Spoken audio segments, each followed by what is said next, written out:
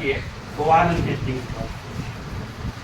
Warren Hastings पर चर्चा किया। वारेन हेस्टिंग्स के विषय में आपको मैंने बताने का प्रयास किया। देखिए, हम लोग का शासन था, ईस्ट इंडिया कंपनी का शासन था।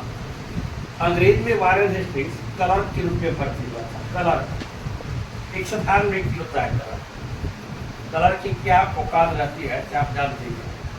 देखिए, अपनी मेहनत के बदला, अपना परिश्रम के बदला उसने क्या किया, कलकत्ता के कासिम बाजार में चुनाव हुआ और चुनाव में बाजी किया। कलकत्ता के कासिम बाजार का क्या बन गया, वो अध्यक्ष बन गया।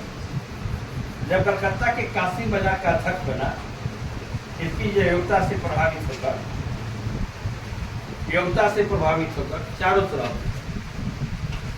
इसकी चर्चा होने लगी, तो इसको बंगाल का गवर्नर बनाया गया।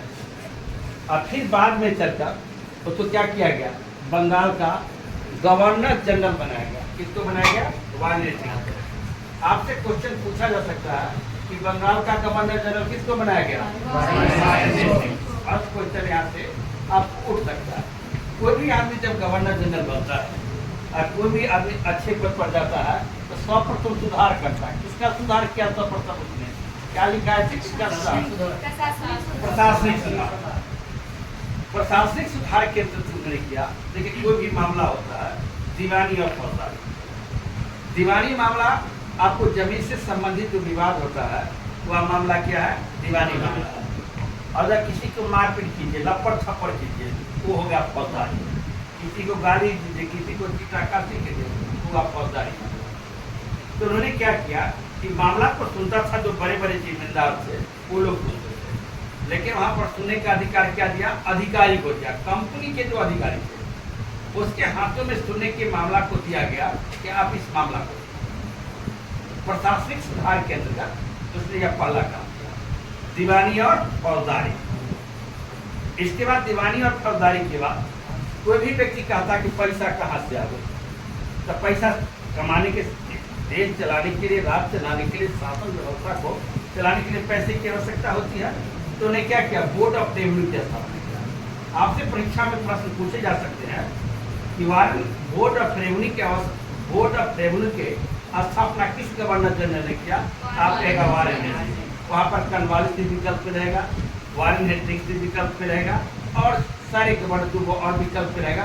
तो सर क्या होगा, वारेन हेस्टिंग्स। ये बात तो दिमाग में रखिए। बोर्ड ऑफ रेवेन्यू की स्थापना के बाद वारेन हेस्टिंग्स ने क्या किया था? बोर्ड ऑफ रेवेन्यू की स्थापना के बाद क्या लिखा है? बोर्ड ऑफ रेवेन्यू की स्थापना के बाद न्यायिक सुधार किया था ना। ये क्या किया था, देखिए तो बोर्ड ऑफ सुधार, आर्थिक सुधार। तो आर्थिक सुधार के अंदर तो बोर्ड ऑफ रेवेन्यू हो ही गया।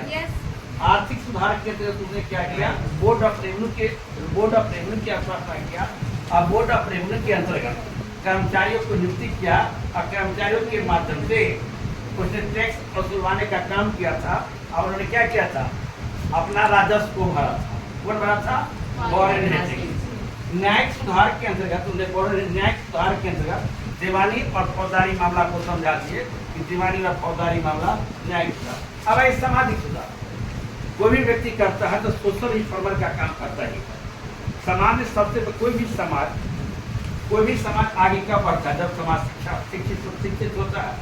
मान के चलिए आप मेरे यहाँ आए, आप पढ़ेंगे लिखेंगे तब ना अच्छे समाज का निर्माण होगा। तो कोई भी राजा बनता है, कोई भी शासक व्यवस्था बनता है, तो प्रजा को क्या करता है, शिक्षा देने का काम करता है। और शिक्षक शैक्षिक सुधार के अंदर बहुत सारे विद्यालय खोलता है और बहुत सारे कार्यक्रम करते हैं। शैक्षिक सुधार के अंतर्गत मुसलमानों के लिए उन्होंने क्या खोला, मदरसा। आपसे क्वेश्चन परीक्षा में पूछा जा सकता है, वारेन हेस्टिंग्स ने मदरसा की स्थापना कब किया था? 1782 में वारेन हेस्टिंग्स ने मदरसा की स्थापना किया था। 1782 में 1784 में एशियाटिक सोसाइटी ऑफ बंगाल। कितना बार क्वेश्चन पूछा गया है परीक्षा में, एशियाटिक सोसाइटी ऑफ बंगाल की स्थापना 1784 में किया था। गीता को अंग्रेजी में अनुवाद, गीता को अंग्रेजी में अनुवाद 1784, इसलिए यहाँ पर नहीं लिखे हैं। गीता को अंग्रेजी में अनुवाद किसने किया था? Charles Dickens.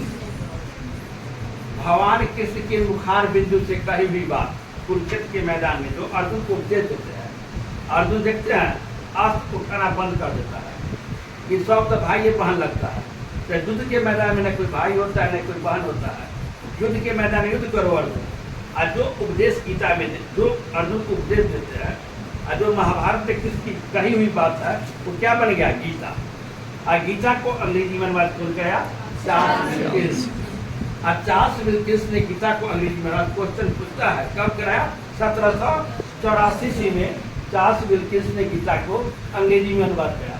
जोनाथन डंकन इसी काल में जोनाथन डंकन ने बनारस में किस विद्यालय की स्थापना की? जोनाथन डंकन बनारस में संस्कृत विद्यालय की स्थापना इसी के काल में किया। एक हॉलेट नामक विद्वान थे जो संस्कृत को अंग्रेजी भाषा में किया। संस्कृत व्याकरण को किस भाषा में अनुवाद किया? अंग्रेजी भाषा में। तो हॉलेट के विषय में हाँ रेगुलेटिंग एक्ट लगा। बड़ा इंपॉर्टेंट क्वेश्चन परीक्षा में पूछे जाते हैं। किस एक्ट के तहत कलकत्ता में सुप्रीम कोर्ट की स्थापना की गई?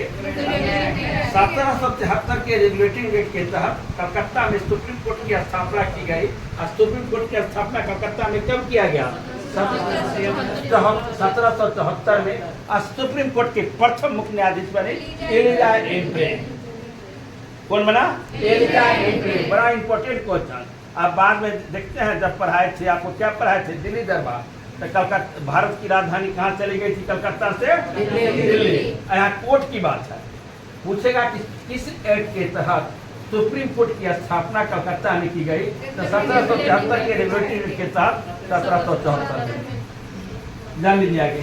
मुन्नी बेगम थी, नंदलाल की विधवा पत्नी थी। इस पर घूस लेने का आरोप लगा था। घूस लेने का आरोप लगा था।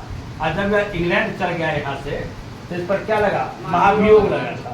अवध के मुद्दे पर और नंदलाल कुमार के मुद्दे पर इस पर महाभियोग लगा।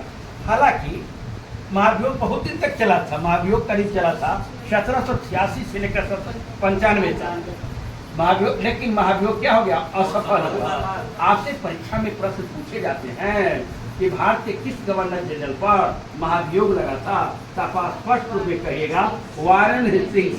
वारेन हेस्टिंग्स पर महाभियोग लगा लेकिन वारेन असफल रहा। महाभियोग क्या हुआ? सफल नहीं रहा।